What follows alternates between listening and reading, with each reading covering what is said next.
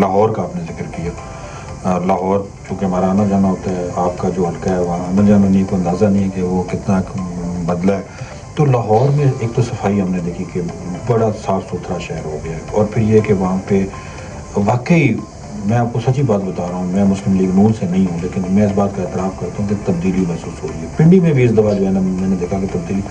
تو کیا وہ ایسے اقدامات ہیں جو آپ کی گورنمنٹ نے پنجاب میں اٹھائے اور آپ آزاد کشمیر میں, کسی کی بھی حکومت آتی ہے, تجویز کریں گے وہ اقدامات کہ وہ آزاد کشمیر میں بھی اٹھائے جائیں؟ ظاہر ہے یہاں پہ سیاحت ہے, دنیا پوری آزاد کشمیر آتی ہے, یہاں پہ اس طرح کی صفائی بھی نہیں ہے, ماحولیاتی چیلنجز بھی ہیں, اور اس طرح کا یعنی ہمیں واقعی جو خوبصورتی لاہور کے اندر ہے, گرینری آپ دیکھ لیں کتنی زیادہ جو ہے نا وہ کی ہوئی ہے. تو کون سے ایسے اقدامات ہیں جو آپ سمجھتے ہیں کہ وہاں پہ آپ لوگوں نے اٹھائے اور آزاد کشمیر میں اٹھانے کی ضرورت ہے؟ دیکھیں, بہت ساری چیزیں ہیں جو آزاد کشمیر پہ زیادہ کی جا سکتی ہیں.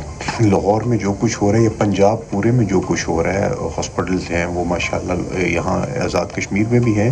مزید بہتر مزید کینسر ہاسپٹل ہونے چاہیے, کارڈیولوجی ہاسپٹل ہونے چاہیے, اور تعلیم کے حوالے سے تو ماشاءاللہ آزاد کشمیر آلریڈی پنجاب سے بھی بہت آگے ہے. ماشاءاللہ اس کا جو شرح خواندگی وہ بہت زیادہ ہے.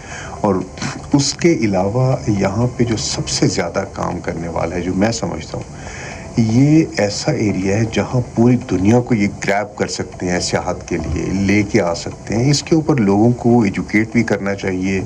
میں تو بلکہ اپنی خواہش کا اظہار کروں کہ یہاں پہ ایک ٹورزم یونیورسٹی ہونی چاہیے کہ لوگوں کو پراپر گائیڈ کریں کہ ایک ٹورسٹ اگر آتا ہے تو آپ نے اس کے ساتھ بیہیو کیسا کرنا ہے, اس کو کیسے لے کے چلنا ہے. اور یہ بہت خوبصورت ایریا ہے. اس کو صرف اگر آپ نے سیاحتی اعتبار سے, باقی اعتبار سے اگر اس کو تھوڑی سی توجہ کا مرکز بنا لیں, جو کہ کرنے جا رہی ہے پی ایم ایل این. پہلے بھی میاں نواز شریف صاحب کا یہی ویژن رہا اور انہوں نے کوشش کی, اب بھی دوبارہ یہ کرنے جا رہے ہیں. تو انشاءاللہ اللہ کے فضل و کرم سے یہ ایریا یہ پورے خطے میں ترقی کا باعث بنے گا انشاءاللہ.